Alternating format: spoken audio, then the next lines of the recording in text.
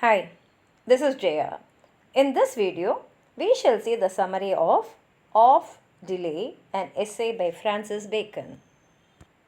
Bacon starts by saying, fortune is like the market, where many times if you can stay a little, the price will fall. And again, it is sometimes like Sibylla's offer, which at first offereth the commodity at full, then consumeth part and part, and still holdeth up the price. For occasion, as it is in the common verse, turneth a bald noodle, after she hath presented her locks in front, and no hold taken, or at least turneth the handle of the bottle first to be received, and after the belly, which is hard to clasp. That is, he says a buyer should never be in a hurry to purchase a product, because when the seller sees the eagerness of the buyer, then he knows that the buyer definitely needs it, and so he will tell a higher price. And as the day goes, the price will definitely come down. Why means if the trader wants to sell all the products, he will reduce his price. And at the same time, if the seller is coming from a far off places, he will definitely don't want, like he will not like to carry back the things back. So definitely he will reduce the price in the market. But at the same time, we should remember the story of Sibyl of Cumae, that is in Italy. She is a lady of intelligence. And she had 9 priceless books, and in those books, rare knowledge of great value were there. Now she brought those 9 books to Tarquin and told a price for all the 9 books. But Tarquin was not interested in purchasing their books. But Sibyl did not give up. She took 3 books from those 9 books and she burnt them. And now she said, you can buy the 6 books, but the price was same. That is what price she said for the 9 books, she said for these 6 books. And even then, Tarquin did not show any interest in buying those books, but she told him that there is rare information in those books. And when he did not show any interest in buying those books, she burnt another 3 of the books, and now she had only 3 books. And she said, you can buy these last 3 books. Very rare informations are there. And same price what she said for those 9 books, she said now is the price of these 3 books. Now, Tarquin didn't understand why she was destroying these books, which she said had valuable information.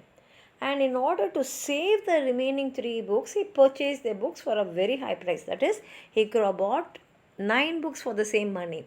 But now, for the same money, he was buying only 3 books. And after buying the books, he was amazed when he read the books, because the books he brought had detailed instructions about the way God was to be worshipped and the policy of the Romans. And therefore, he ordered that these books must be preferred with great reverence.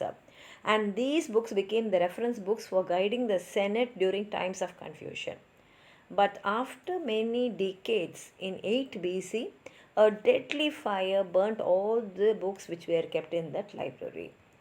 And Bacon therefore conscious that if you delay, maybe you will even lose the opportunity. And then he gives another example.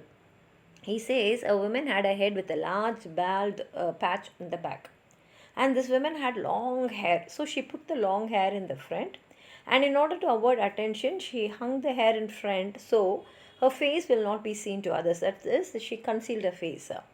Now the onlookers were fooled by this. They saw that long hair in the front, and therefore they waited to have a very good glimpse at her. But after a while, when the women passed them and went forward, now they couldn't see the face, but they saw the bald patch only. And then he continues saying, there is surely no greater wisdom than well to time the beginnings and onsets of things. Dangers are no more light if they once seem light, and more dangers have deceived men than forced them. Nay, it were better to meet some dangers halfway, though they come near thing near, than to keep too long a watch upon the approaches. For if a man watch too long, it is odds he will fall asleep.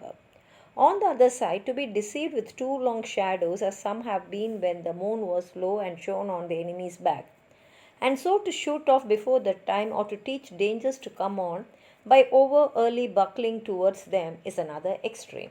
He says, arriving at the most opportunity for starting a venture, or setting out to do something actually calls for discerning judgment. You should have a very good judgment to find out when you're getting the opportunity to start a venture or do something.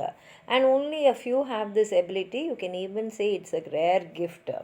A risk in any new effort or action may appear less before starting it. We may think there's only little risk in that.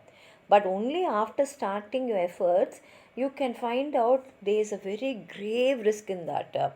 And unless this risk is spotted and avoided effectively before time, this risk can kill a person, it can spoil everything, your fortune will meet a very grievous end. And therefore, one must always be able to foresee a danger or risk when it is starting itself. That is when it's showing its head itself up. And the moment they know that there is danger, they must act immediately and nib. That is, they should cut out that danger in the starting stage itself. And if one waits too long for the danger to appear real and worrisome, maybe it will be too late. And the delay will make us to take a remedial action. But this remedial action which is taken to counter the risk might lead to the risk spiraling out of control and harm the person even more seriously. And therefore, Bacon gives a counter view saying that a person should not be on the edge and begin to panic at the first sight of a risk or danger. That is, this does not mean the moment you see danger, you should panic or you should get scared. Because even overreaction might lead to waste of effort. Now, when the sun is setting, the shadow of a tree will become long. And this shadow will appear very lengthy, whereas the tree which is actually casting the shadow may be shorter. And therefore, when we see the first sight of danger, the anxiety which we get may be needless. And for this, he gives another example saying that the enemy forces, when they are standing showing their back towards the moon, and when we look at them, we may think that they are more enemies than the actual number. And before going into action to take offensive actions, one must factor the possibility of misreading a situation. That is, you should not understand the situation in the wrong way. You must take time to understand what really you are seeing or what really you are going to face. The ripeness or unripeness of the occasion, as we said, must ever be well weighed. And generally, it is good to commit the beginnings of all great actions to Argos with his 100 eyes, and the ends to Brius with his 100 hands, first to watch and then to speed. For the helmet of Pluto, which maketh the politic man go invisible, is secrecy in the counsel and celerity in the execution. For when things are once come to the execution, there is no secrecy comparable to celerity, like the motion of a bullet in the air, which flieth so swift as it outruns the eye. So he says the propertiness of any action has to be really carefully assessed, weighing all the factors that have a bearing in it. That is, you should know what are the factors needed to guide you and what all will be the things that you are going to face and what risk is there and what are the advantages and disadvantages and whatever you are going to do. And for that he cites Argos, a Greek mythological giant which had 100 eyes. Argos will never allow all his eyes to close at the same time, because he wanted to be alert all the time, because any time there will be danger. So sometimes, like, some eyes will always be open. At any time, some of his eyes will be open, so that he can see the danger when it's coming itself and he can immediately face it. And therefore he says, if you're doing something, you also must be vigilant against the dangers which are coming. So like how he keeps some of his eyes always open, you also should be alert always. And then he mentions Homer's Briar, which comes in Iliad, who had 50 heads and 100 hands, which makes him a very speedy person, because with 100 hands he can do so many things at the same time, and therefore he can win over any enemy. No one can face him. And then third, he mentions the helmet of Pluto.